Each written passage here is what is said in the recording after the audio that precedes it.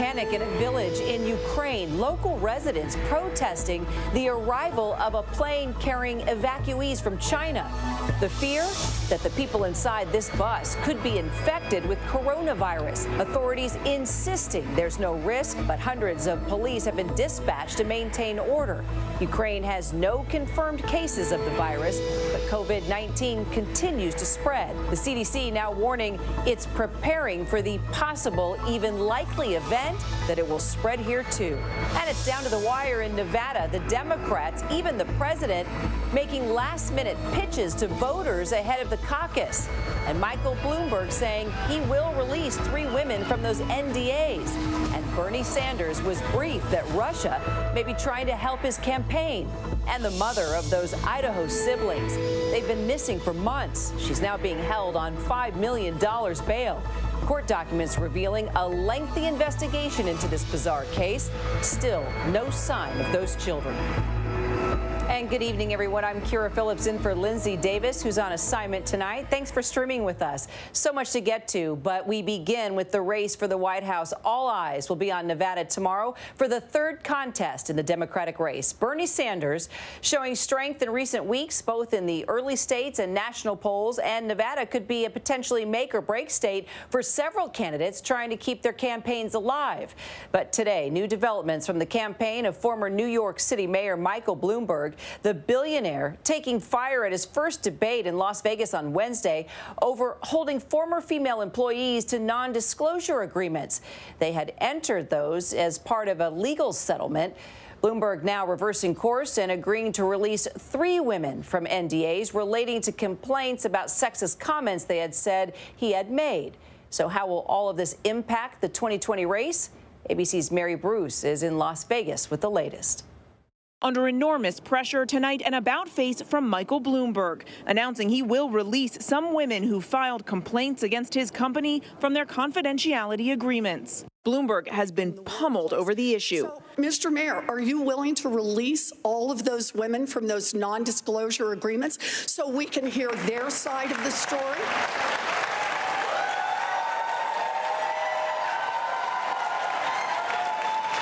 We have a very few non-disclosure agreements. How many is that? Let me finish. How many is that? None of them accuse me of doing anything other than maybe they didn't like the joke I told. And let me put, there's agreements between 2 parties that wanted to keep it quiet, and that's up to them.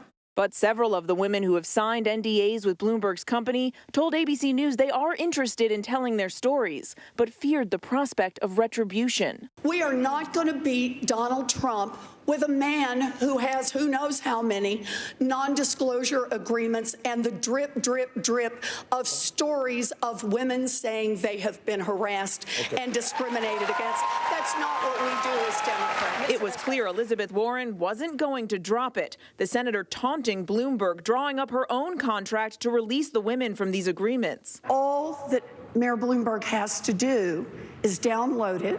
I'll text it. Sign it, and then the women or men will be free to speak and tell their own stories. With another debate set for Tuesday in South Carolina, today from Bloomberg, an abrupt change in tone.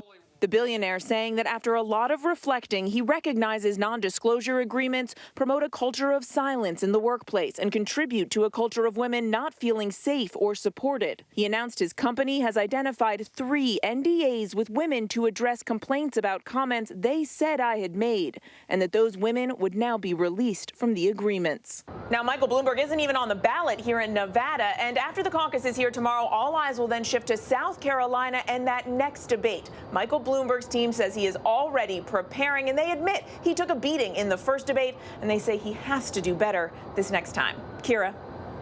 Mary Bruce, thanks so much. And as the Democrats battle it out ahead of the Nevada caucus, President Trump also touched down in the state. He held a rally earlier this afternoon, but tonight we're learning that not only are U.S. intelligence officials concerned about the Russians once again trying to help the president get reelected, but Russia is also working to help Senator Bernie Sanders, too, in an effort to further divide in the U.S. Sanders' campaign confirming that he was briefed about a month ago of Russia's efforts.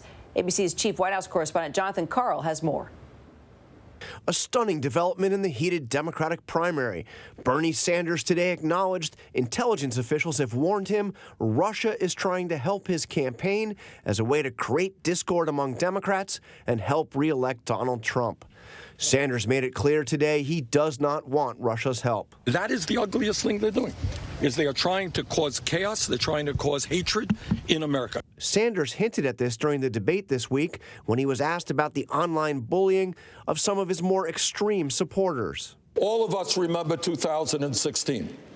And what we remember is efforts by Russians and others to try to interfere in our election and divide us up. I'm not saying that's happening, but it would not shock me. This comes one day after we learned the House Intelligence Committee received a briefing that Russia was again trying to meddle in the election to help Trump win. Speaking in Las Vegas today, the president attempted to discredit that story by falsely saying Democrats were behind it. They said today that Putin wants to be sure that Trump gets elected. Here we go again.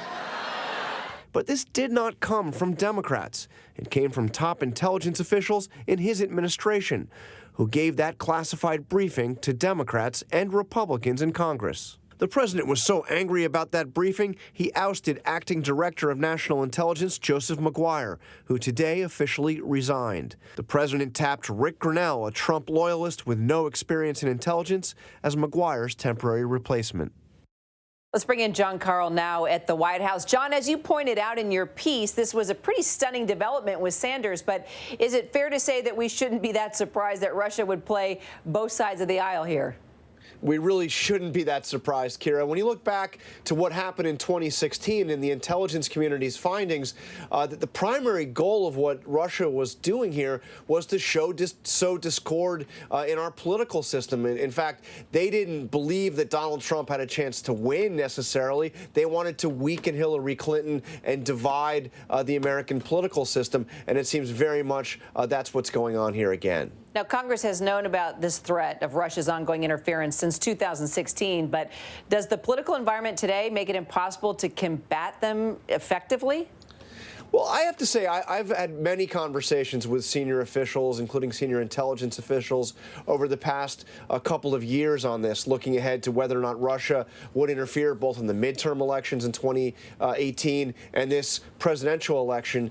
And the message you hear, and I hear this consistently, is there is a serious effort underway to combat this, and that the president may express doubts or the president may sound off on this when the issue comes up, but that lower down, there are serious efforts underway to try to deal with this issue.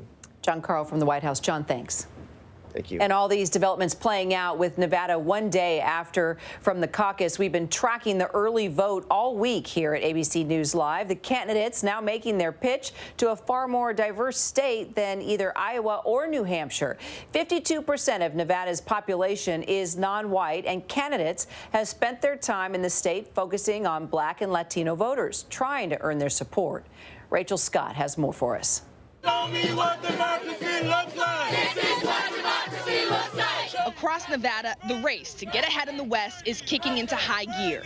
The candidates blitzing the campaign trail in a sprint to the caucuses, reaching out to every last voter.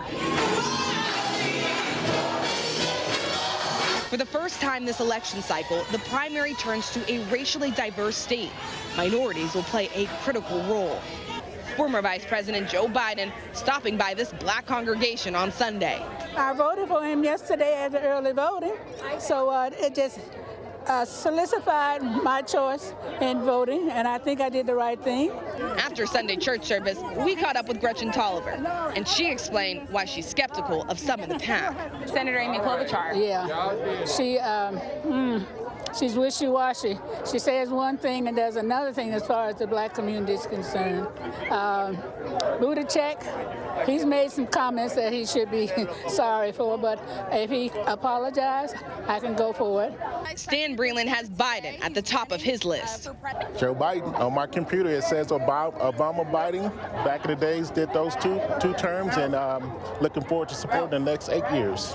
What do you think that some of the candidates get wrong when they're trying to do to outreach to black voters, to Hispanic voters, to Latinos? Don't just come around in the election season and say, well, I need these people now, and we're going to take them. No, it's not going to work. So if you want to appeal to black people, people of color, be present.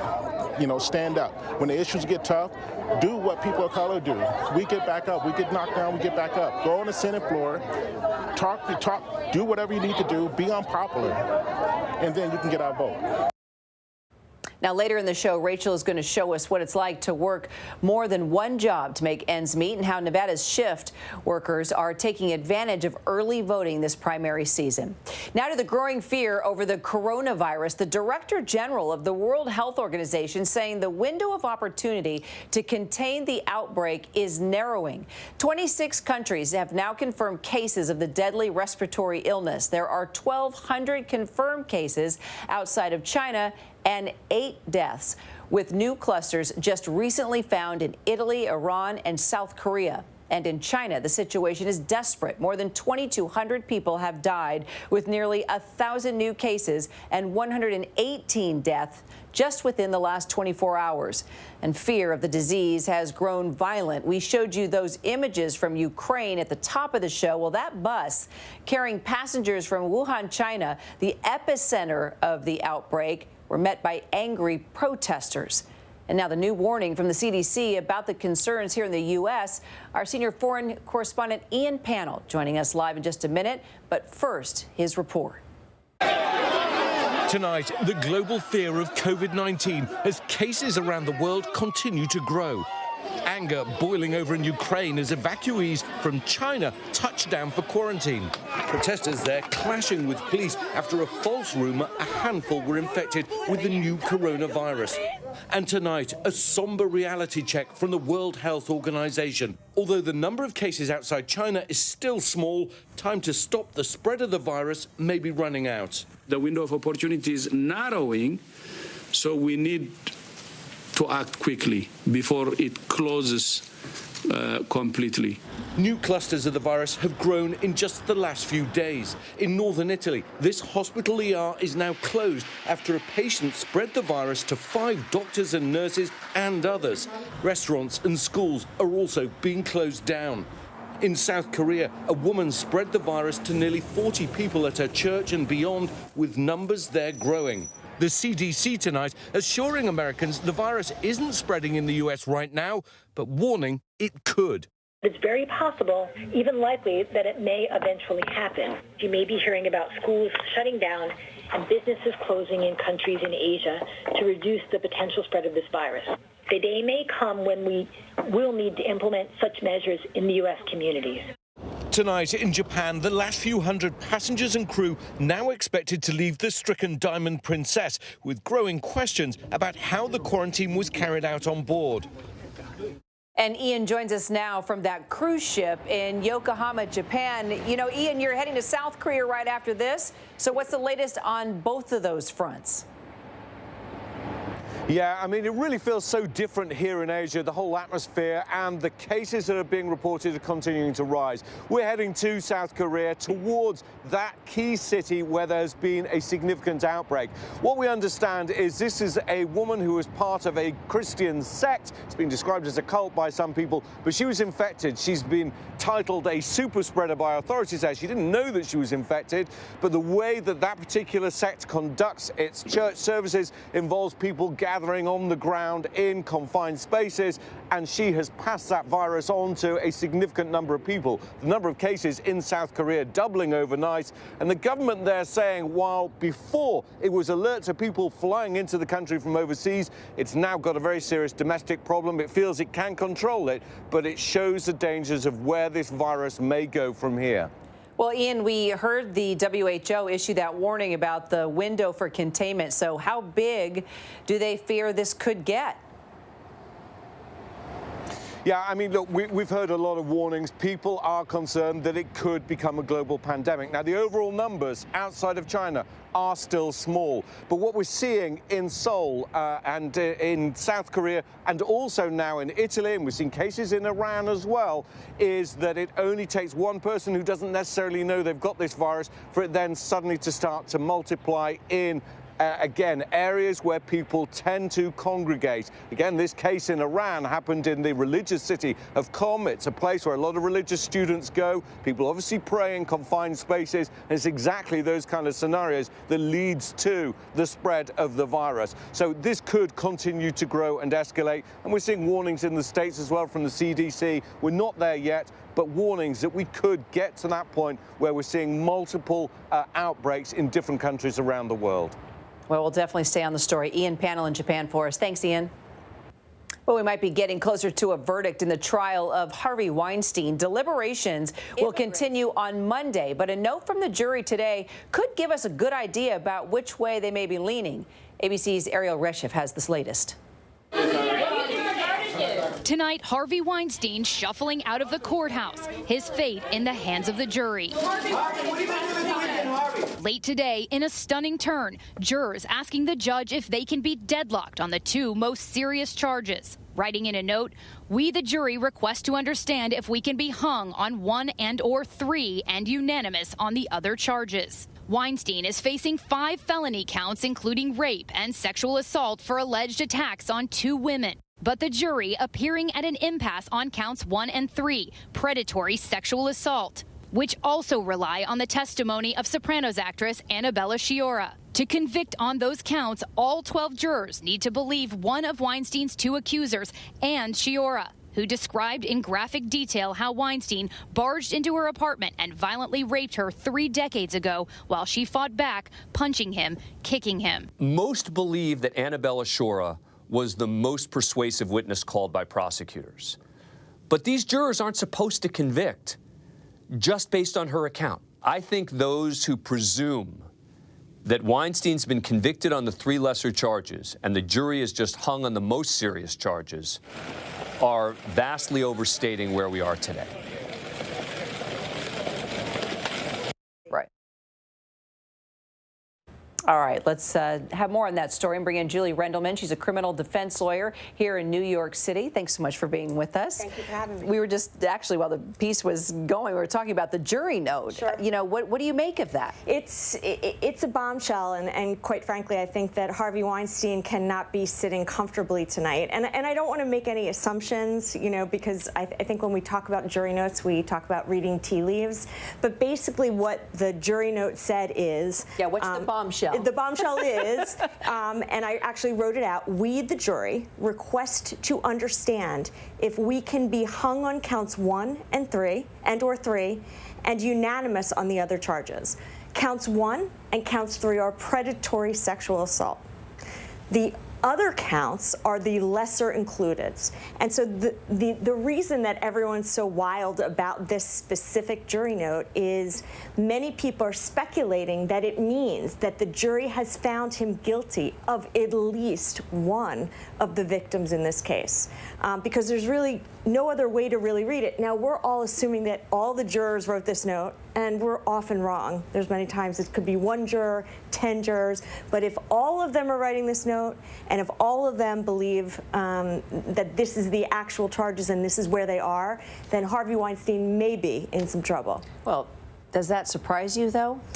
You know, it does, and I hate to say that I was the one in the beginning, and throughout, I've always felt that the prosecutor had an incredibly difficult road ahead of them, because the victims in this case were not the typical victims we think of when we think of rape. They were individuals that knew him and continued a relationship with him. And so I thought it was incredibly difficult for the jury to really understand that and understand what goes on in a woman's mind when they're raped, and they don't always handle things the way you expect them to. Right, and you know, from your experience with these types of cases, there is that argument that, look, they're in shock. I mean, this is a man of power. This is someone who has a lot of control over their future, and so you are in a position you're paralyzed. Absolutely, and I think that's, but the problem is a case like this was pretty novel, especially for the Manhattan DA's office. We usually, when we think about a rape, we think about someone being thrown into a bush. We never thought about a husband being able to rape a wife, or in this circumstance, someone who had more power being able to take advantage, and that being a rape. And so it is a novel idea, and the idea, look, the prosecutor put forth the best case they could. I didn't think it was the strongest case, but the jury is the one who's going to decide at the end how strong that case was. So we're looking at Monday being day 5. Is that normal? Are we surprised by that? Is it taking long? Is it not taking long? It's really not taking that long. Okay. The reason I say that is because it's been going on for 3 weeks. So we expect jurors to want to hear from witnesses they haven't heard for 3 weeks. And we expect them to take the time to review every piece of evidence to make sure they're making the right decision. So in a sense, I think they're taking just the right amount of time. If it stays a little longer, then obviously I'm going to come back and maybe say, taking longer than expected. And we will talk again. Thank you. Thank you so much. Appreciate it, Julie. Always good to have your insight. Well, bitter cold is greeting a lot of the country headed into the weekend now. That includes the South, as you can see from those snowy roads in Newport, Tennessee. And there are also tough driving conditions in North Carolina as well. Those icy roads causing a few accidents across the state. But for those of you who are sick of winter, a warm-up could be coming soon. Senior meteorologist Rob Marciano has more on that for us. Hi, Rob. Hey, Kira, good to be with you on this chilly Friday night. We're still in this Arctic air mass that has infiltrated the east and brought all that snow to the Carolinas and the mid-Atlantic. That has now moved offshore, and temperatures have plummeted to below average. We haven't really said that much this winter, but we're still in February, so it's certainly capable of winter. We're seeing that now. But temperatures are going to warm up for the eastern half of the country quite dramatically as we get to the latter half of the weekend. These are Sunday afternoon highs in the lower 50s and maybe even mid 50s. I wouldn't be surprised if D.C. hits 60 degrees and similar numbers Sunday, Monday, and through parts of New York and Boston. So this will be a dramatic rebound for what we've seen here. It's kind of in response to, and will open the door to this next system that's coming into the west or southwest specifically, and this comes in tomorrow morning. So LA, areas that don't get a ton of rain, although this is technically the rainy season, will get some rain and some higher elevation snows. Might see some flooding rain in Phoenix and Las Vegas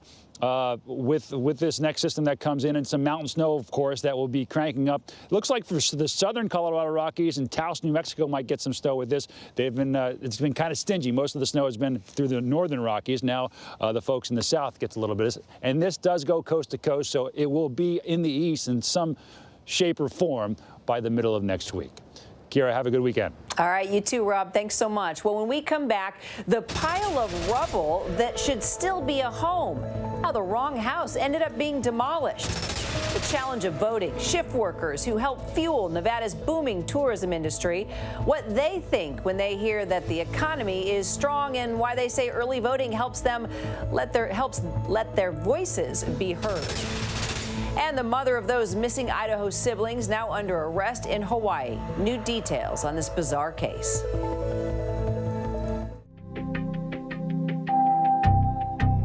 ABC News, straightforward.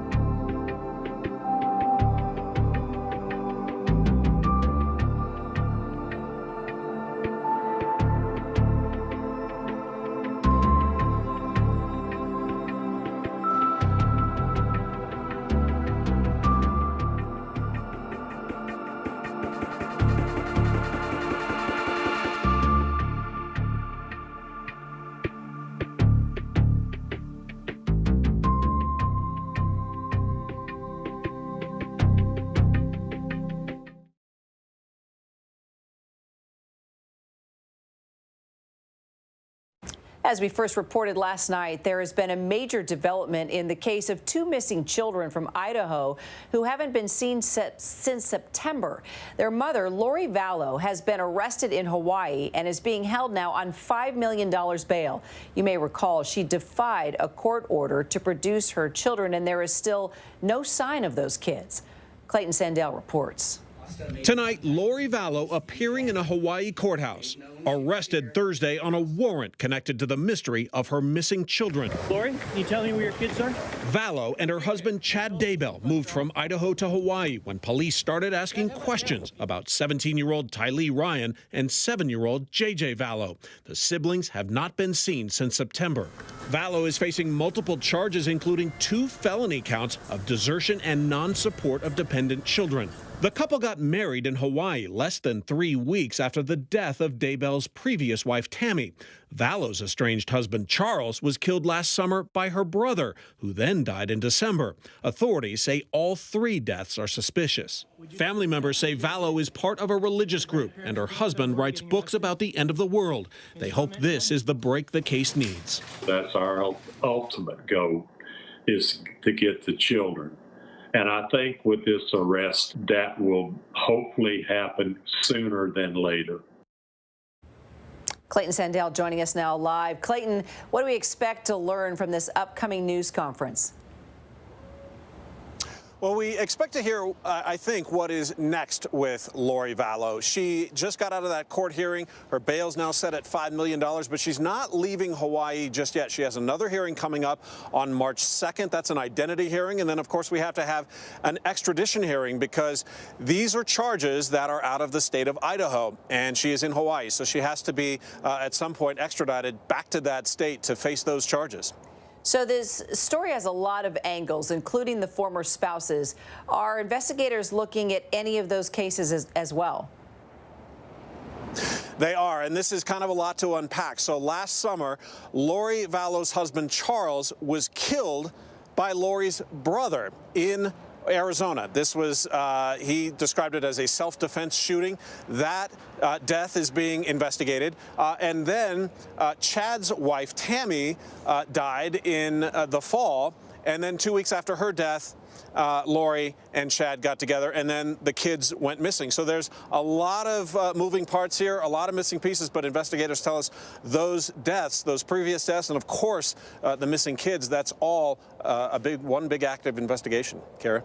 Wow, it's like a made-for-TV movie. Clayton Sandell, a lot more to learn. We're going to see a little later for an update after that news conference. Clayton, thanks. And we still have a lot to get into tonight. The bear roaming through a neighborhood for hours. And the massive $3 billion settlement for one of the nation's largest banks. And our tweet of the day, news of a special reunion.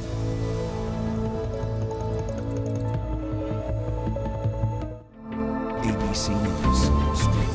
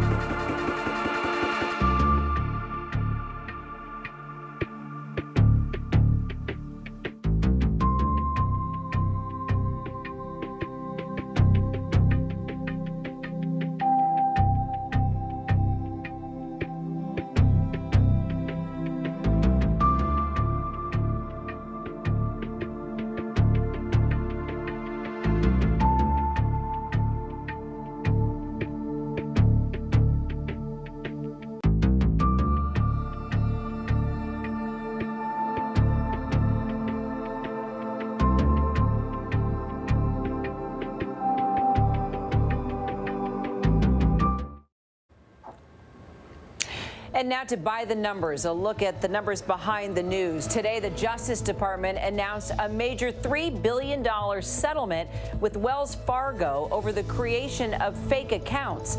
The DOJ and SEC carried out both criminal and civil investigations, finding that over 15 years between 2002 and 2016, Wells Fargo pressured its employees to meet unrealistic sales goals.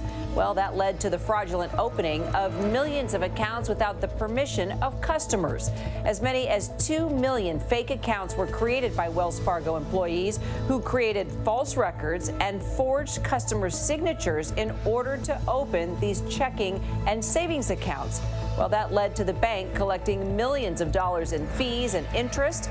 And under the 3-year deferred prosecution agreement, the bank will not be prosecuted if it meets certain conditions and continues to cooperate in ongoing investigations. The $3 billion settlement includes a $500 million civil penalty to be distributed to its investors. Just last month, former Wells Fargo executives faced separate punishments in the sales scam, including a $17.5 million settlement paid by former CEO John Stunk. Some 5,300 Wells Fargo bankers were fired when the scheme was uncovered in 2016. Well, we still have a lot to get to tonight here on ABC News Live. The temporary truce with the Taliban and the big question, could this lead to the end of the longest war in American history? And the shocking dashcam video, the driver in the semi-cab noticing a wrong-way driver and then trying to swerve away from it. Why authorities released the video of this deadly accident. And here's some trending headlines from abcnews.com.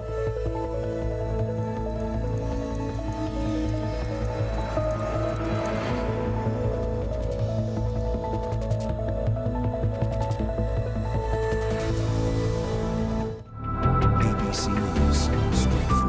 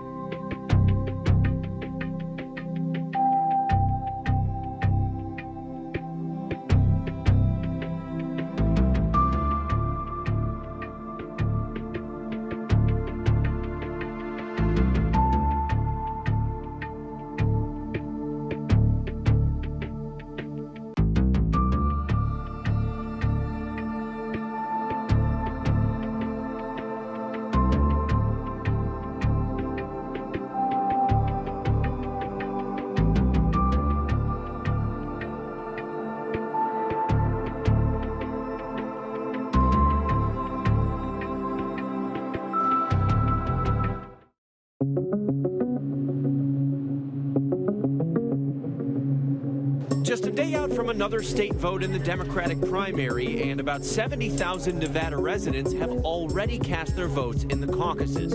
Senator Bernie Sanders holds a double-digit lead in the most recent state polls, with former Vice President Joe Biden, Mayor Pete Buttigieg, and Senator Elizabeth Warren in virtually a tie for second place. The cloud of uncertainty left behind from Iowa's difficulty counting its caucus results. Nevada officials ensuring voters they're prepared to avoid the same problems. With the 2020 election underway, so are Russia's efforts to once again interfere in U.S. politics. Sources confirmed to ABC intelligence officials had warned the House Intelligence Committee Russia is planning to use social media to spread disinformation in support of the president and bolster his re-election. It wasn't Democrats who said Russia was meddling again. It was his own national intelligence director. The president angry, sources say that the information was shared with the committee led by Adam Schiff. In response to the briefing, President Trump shaking up the intelligence community, dismissing acting director of national intelligence Joseph Maguire and replacing him with a staunch Trump loyalist. With the number of confirmed coronavirus cases soaring above 76,000, chaos and panic erupting around the world. In Ukraine, violent clashes between protesters and police as an evacuation flight returned from China.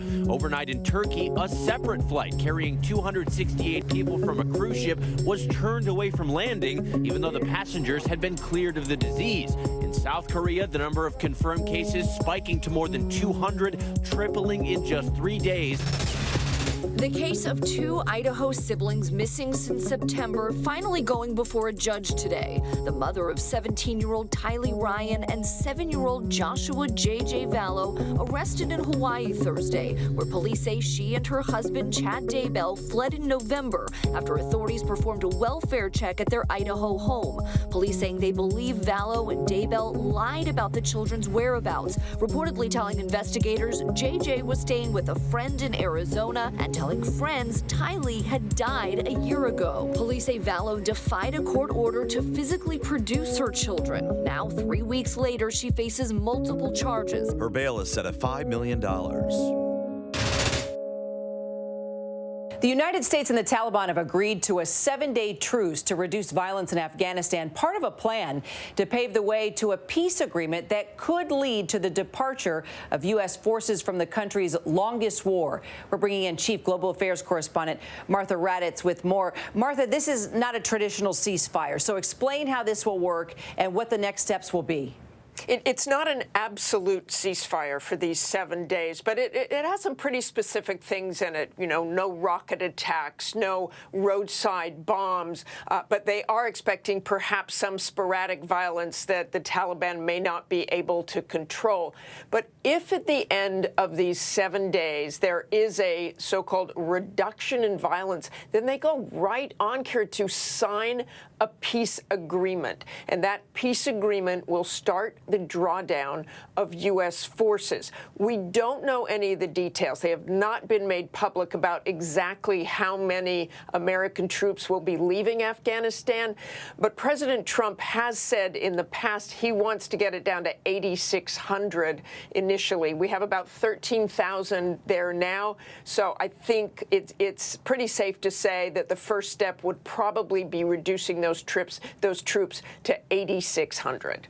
So, Martha, this agreement is between the U.S. and the Taliban, but what's the role of the Afghan government after these recent elections, and could that complicate the U.S. getting to a final deal to start winding down with forces?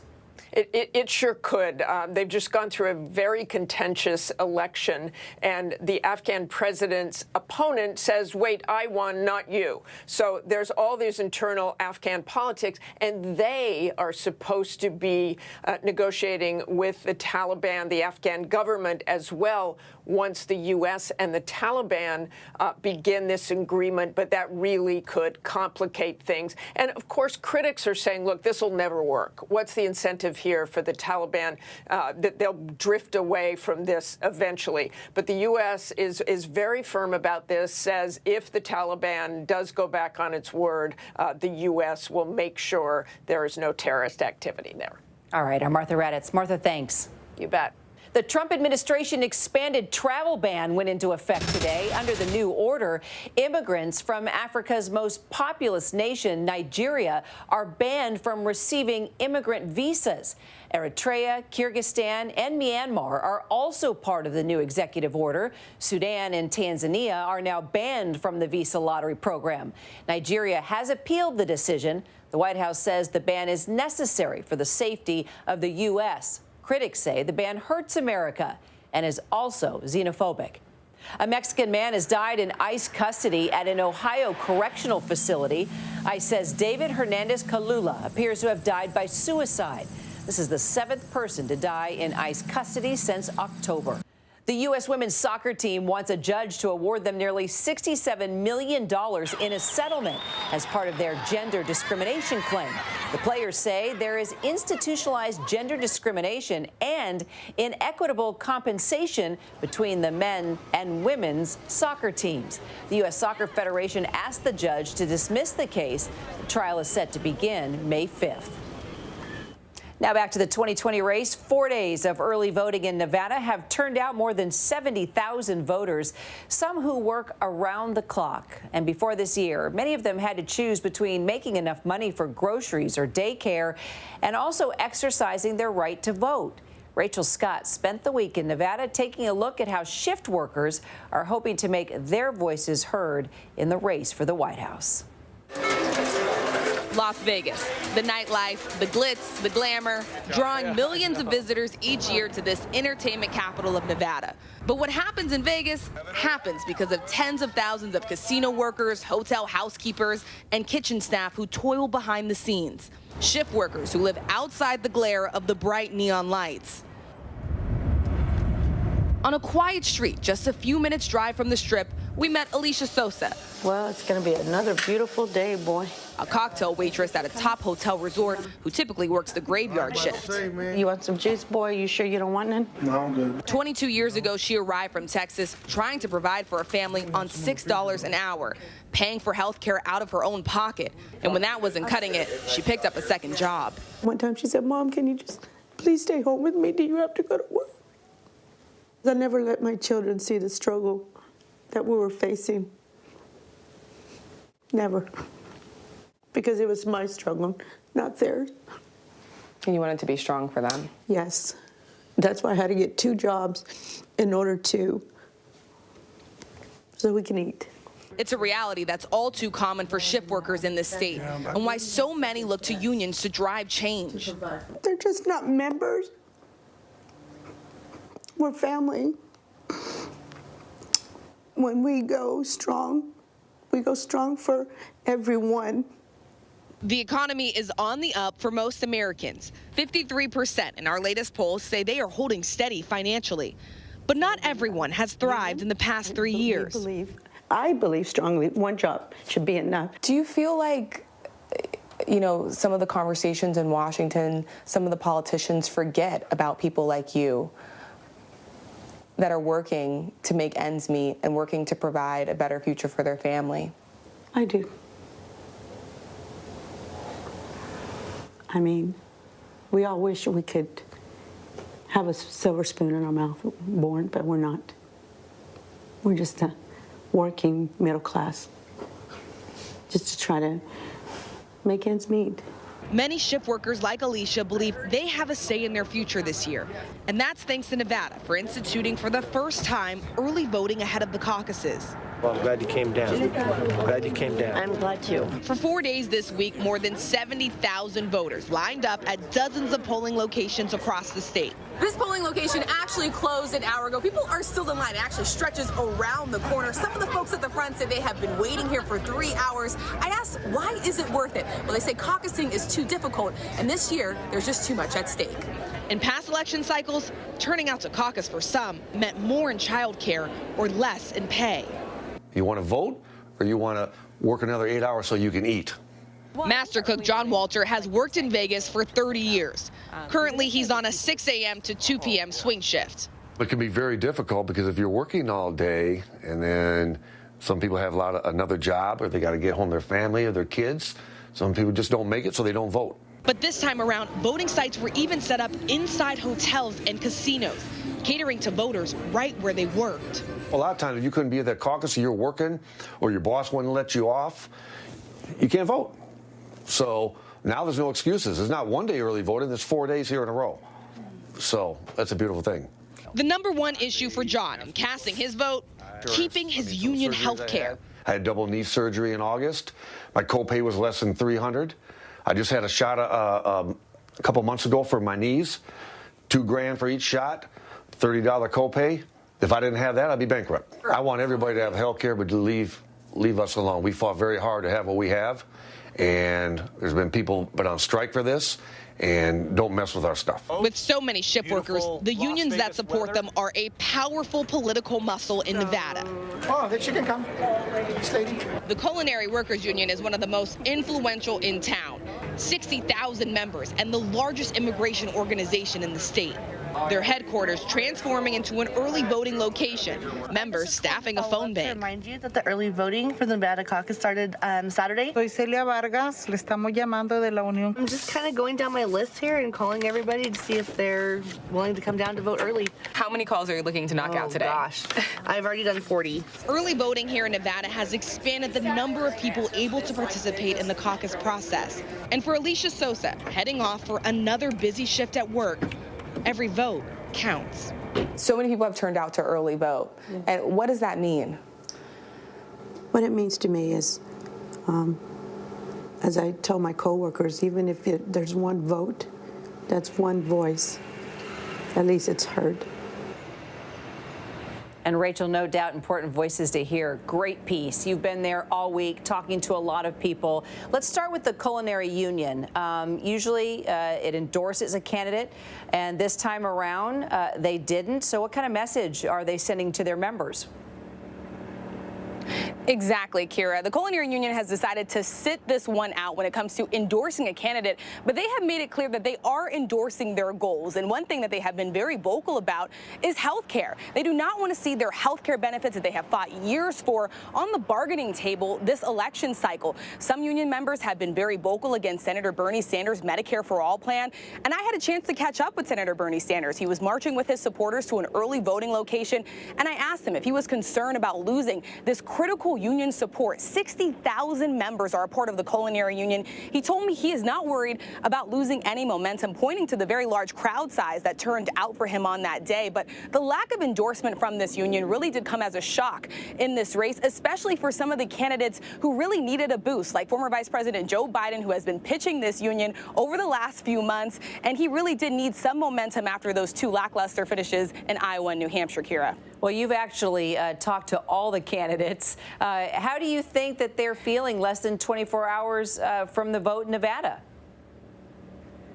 Well, all eyes are going to be on Nevada because this is the first real test over which candidate can appeal to diverse and minority voters. And some of these candidates have really struggled to get ahead with minority voters. And I talked to two of those candidates, Mayor Pete Buttigieg and Senator Amy Klobuchar. And I had an opportunity to press them both on whether or not they feel like they have done enough to win over minority voters and if they had any regrets on their record. Now, Mayor Pete Buttigieg told me that he has done enough. He believes that it will pay off for him, but he says he still does have a long way to go, and he still says he could still make some inroads with some diverse voters. And Amy Klobuchar, she said, listen, it will be up to her to make her case on the good things that she has done when it comes to criminal justice. And she even admitted that there are some things that she would do differently over her tenure as a U.S. senator. But one person that is betting big on this state is former Vice President Joe Biden. He redeployed resources here, 130 staff members on the ground. He is betting on minority voters to turn out for him, and he does need a boost after those finishes in Iowa and New Hampshire, Kira. All right, Rachel Scott, thanks so much. Well, is Nevada more wide open than we actually realize? That's what our friends at 538 are talking about today. And joining us now, their senior political writer, Claire Malone. Okay, perfect piece into the discussion, what we were just talking about. So let's start with Nevada. Why is this going to be so hard to predict? Nevada is historically a really difficult state to poll, in part because polling is a little bit new there. It has a really transient population. People are moving in and out. Everyone wants to go work on the Strip. It's also, people work on a lot of night shifts there, so polling calls might not get, they might not actually reach people. And then Latino voters are a huge part, particularly of the state's Democratic electorate, and they are less responsive to polling calls generally. So it's just a little bit more of a tough state. And a lot of people in Nevada really aren't familiar with the caucuses. They might not know what's happening tomorrow, whereas in Iowa, everyone knows that the caucuses are happening. So it's a really just different tenor, even though it's a really important state this year. It's interesting, definitely a different tenor in Iowa versus Vegas, right, where so many people are up. You mentioned the transient population, and it's a go, go, go. They're not necessarily paying attention to what's going on, political wise. Right. Now, Elizabeth Warren, boy, did she got a lot of good press, a lot of good play. And then you were mentioning Joe Biden, as did Rachel Scott. Yeah. Little anemic is the word that you were using. How do you see these two, going forward? Sure. I mean, these were two people that were once co-front runners, is what we called them at 538. And I think for both of them, Nevada is kind of do or die. For Biden, he's sort of said, listen, I do well in states that have lots of minority voters. Nevada is the first test. And if he doesn't do well, if he doesn't finish in, I'd say, second or third place, when he goes on to South Carolina, you start to wonder, will voters there start to lose faith in him and his whole electability argument? And then the other side, you've got Warren, who was obviously really supercharged in the debate this week and who really needs to make something happen sooner rather than later. And I actually think Nevada could be a potentially good state for her. She's from the West. She built her entire career on bankruptcy and the housing crisis. The housing crisis hit Nevada really hard.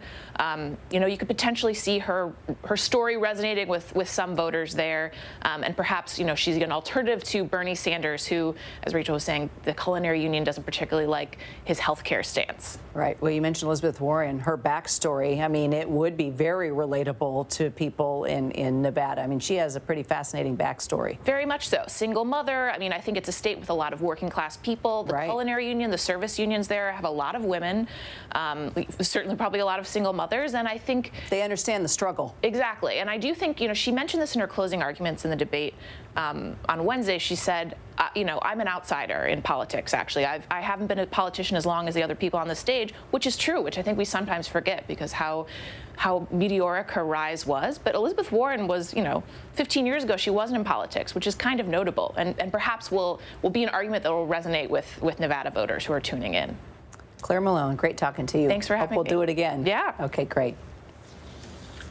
Well, turning now to the shocking dashcam video that we must warn you is a little bit disturbing. The footage from inside a semi-truck shows a driver shouting as he attempts to swerve out of the direction of an incoming vehicle. Holy driver. Oh my God. Holy oh my God. Holy Well, the car swerved in the same direction, causing the crash. The wrong-way driver was killed. That incident took place in January. The Arizona Department of Public Safety saying that it has not ruled out that the wrong-way driver was impaired in some way. The truck driver was injured. That video was released as a warning. Well, if you think you're having a bad day, imagine going home and finding your house demolished by mistake. It happened earlier this week in Dallas. Thank goodness no one was living there, but a nearby neighbor had purchased the home after the woman who had been living there passed away. She had promised that woman she would save her home and not destroy it. Well, the construction company apologized and says it plans to make it right. And bear on the loose, a big black bear on the loose. It was caught roaming through a California neighborhood, roaming through lawns and on driveways, and authorities were able to sedate it, and no one was injured. And Prince Harry and his wife will stop using the Sussex Royal brand. The pair is starting a new life in Canada after their decision to step back from royal duties. They're expected to formally step down from their duties and roles as working members of the royal family at the end of March. And when we come back, the show of support for a boy that has been bullied, his mother posting a heartbreaking video online as a plea for help. Now, one church raised enough money to pay off 9 school districts' lunch debts. ABC News, straightforward.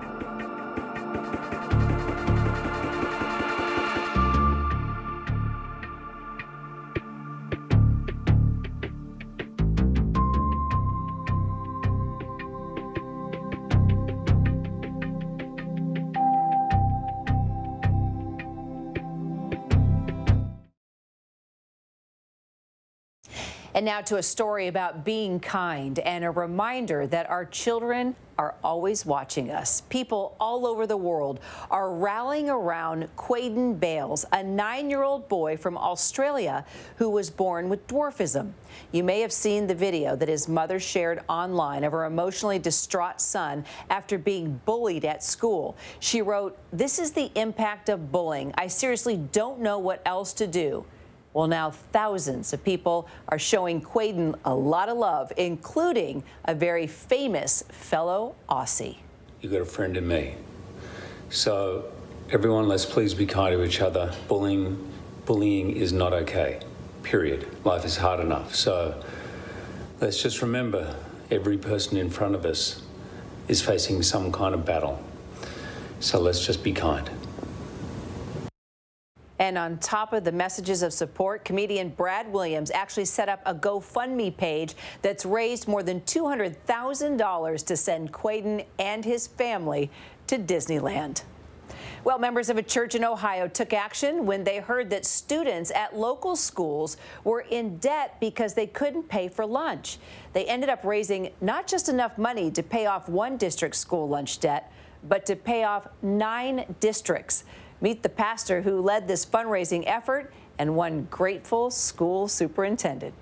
We began to look for a project that we could really take on as a church. We found out about the school lunch debt issue, and we found that to be a project that affects people all around our country, but it really affects the people in our community as well. When we contacted 2 different school districts, honestly, the number was higher than we thought it was going to be. And our team rallied together at the end of the week thinking, do we still go forward with our plan or not? And our team basically said, let's present it to our congregation and see what happens. That number was $14,600 and some odd dollars. And honestly, I didn't know if we would get all of it. As of today, that number is over $40,000 that has come in. Today's an exciting day for us because today is the day that we're mailing the letters to let them know that debt has been relieved. Nothing's more passionate than making sure that kids eat. And so the fact that this went viral shouldn't surprise us, but it does, just the amount of generosity that's out there. We want to reach out to those, for whatever reason, especially the kids of those parents who need some help, and make sure that they have a healthy lunch so they can come to school.